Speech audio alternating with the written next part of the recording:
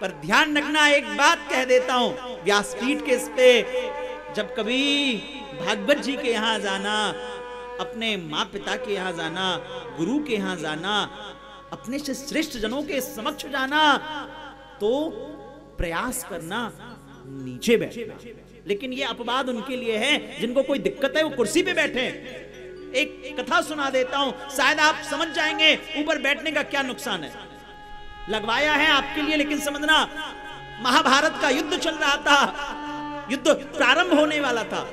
दिल्ली से हस्तिनापुर से इधर दुर्योधन गए, उधर जो है अर्जुन गए, दुर्योधन गए। भगवान ने को खबर आई दुर्योधन आ रहा है, भगवान तुरंत तान दुपट्टा सो गए, तान दुपट्टा सो गए भगवान, ठाकुर जी सो गए।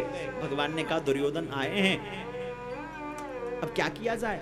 भगवान तान दुपट्टा सो गए, दुर्योधन आए, दुर्योधन ने देखा ठाकुर जी सो रहे हैं, दुर्योधन गए और बिस्तर के किनारे, सर के किनारे जो है आराम से कुर्सी पे, सोफा पे अपना पांव पे पांव चढ़ाया और बैठ गए। भगवान तो अंतर्यामी, उनको तो सब कुछ पता है, उनको तो सब कुछ पता है। वो सोते रहे। आधे घंटे बाद अर्जुन पहुंचे। अर्जुन ने देखा ठाकुर जी शयन में हैं। अर्जुन ने श्री चरणों में प्रणाम किया और चरणों में ही नीचे बैठ गए। एक छोटी सी घटना सज्जनों जीवन में बदलाव ला देती है, एक छोटी सी घटना जीवन में बदलाव ला देती है। अर्जुन नीचे बैठ गए। 15 मिनट बाद ठाकुर जी की नजर खुली। नींद मतलब वो तो खैर सब जान रहे हैं, ठाकुर जी सो जाए तो फिर दुनिया कहां बचने वाली। वो उठते, अरे अर्जुन कब आए, कैसे हो? अरे अर्जुन कब आए, कैसे हो? नहीं केशव, माधव, मैं थोड़ी देर पहले ही आया। ओहो बहुत बढ़िया, बताओ क्या चाहिए, बताओ क्या क्या क्या क्या बात है, कैसे हैं? अर्जुन ने कहा ठाकुर जी आपको तो जानकारी है महाभारत का युद्ध होने वाला है। बोले हाँ ठीक है, मांगो क्या चाहिए तुमको। इधर से दुर्योधन चौड़ के बोला द्वारिकाधीश जय श्री कृष्ण। भगवान ने पलट के देखा, ओहो सोफे पे बैठे हैं दुर्योधन जी। हाँ ओहो अच्छा आप भी हैं क्या? मैं अर्जुन से आधे घंटे पहले आके बैठा हूं। भगवान ने कहा पर मेरी नजर तो पहले अर्जुन पे पड़ी है, मेरी नजर तो पहले अर्जुन पे पड़ी है। बोले इससे क्या मतलब है, मैं पहले आया हूं। भगवान ने कहा ऐसा है, पहला अधिकार तो अर्जुन का है, अर्जुन का जो मन हो अर्जुन मांग ले। भगवान ने कहा देयर इज अ कंडीशन, या तो मुझको चूज कर लो या तो मेरी सेना को चूज कर लो।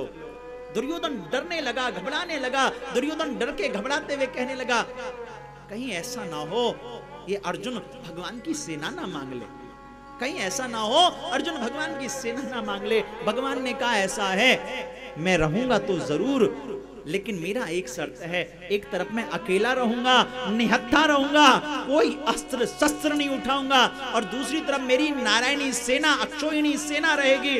अब बताओ अर्जुन तुमको क्या चाहिए, क्या चाहिए? पहला अधिकार तुम्हारा है। दुर्योधन घबरा रहा था, दुर्योधन सोच रहा था ना जाने क्या मांग लेगा ये, क्या मांग लेगा।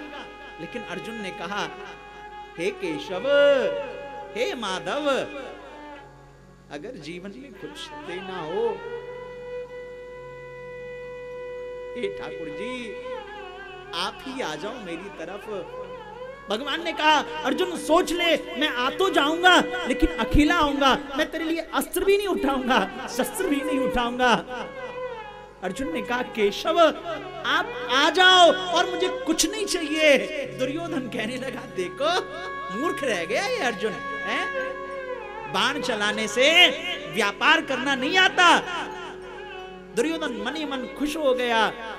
दुर्योधन ने कहा ठीक है केशव ये छोटा भाई है, इसका मन है तुम्हें लेने का, तो एक काम करो तुम इनके साथ चले जाओ और मुझे अपनी सेना दे दो।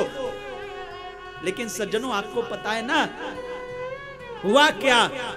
भगवान गए अर्जुन की तरफ और भगवान कहते हैं, भगवत गीता का एक श्लोक है, सर्वधर्मान परित्यज्य मामेकं शरणं व्रज अहं त्वां सर्व पापेभ्यो मोक्षयिष्यामि मां शुचः। जो सब कुछ छोड़ के मेरी शरण में आता है, मेरे आगे बैठता है, नीचे रहता है, मैं उसके daily day to day expenditure का ख्याल रखता हूं। ये जो LIC का टैगलाइन है ना, योगक्षेमं वहाम्यहम्, ये LIC का नहीं है, ये भगवत गीता का श्लोक है जहां भगवान कहते हैं मैं तेरा ख्याल रखता हूं। इसलिए साहब समझ लेना, ये महाभारत की चर्चा डेली एक आध प्रसंग कर दिया करूंगा, लेकिन समझ लेना महाभारत में अर्जुन की जीत क्यों हुई, क्योंकि अर्जुन गए तो ठाकुर जी के श्री चरणों में जाके बैठ गए। ऐसे ही सज्जनों, जब भी कभी जीवन में अवसर आए, कभी मौका मिले महापुरुषों के पास जाने का, कथाओं में जाने का, तो प्रयास करना सामने आराम से नीचे से बैठ करके, क्योंकि जो है ठाकुर जी जब कृपा करते हैं तो जो ठाकुर जी के आगे शून्य बन के बैठता है, सहज बन के बैठता है, वो साफ जीवन में खूब तरक्की करता है।